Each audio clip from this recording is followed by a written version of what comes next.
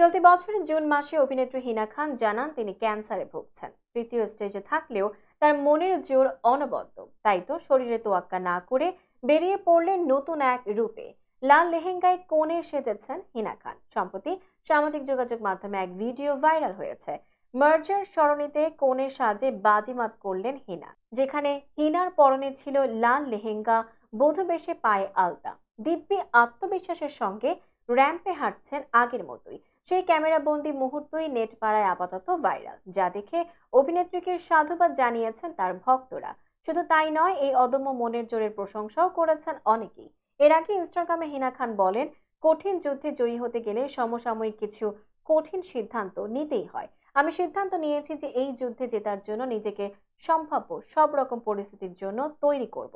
আমি আমার চুল পড়া শুরু হওয়ার আগেই তাই তাকে কেটে ফেলেছি, কারণ আমি কয়েক সপ্তাহ পর থেকে এই চুল পড়া আর তাকে ঘিরে থাকা মন খারাপ সহ্য করতে পারতাম না।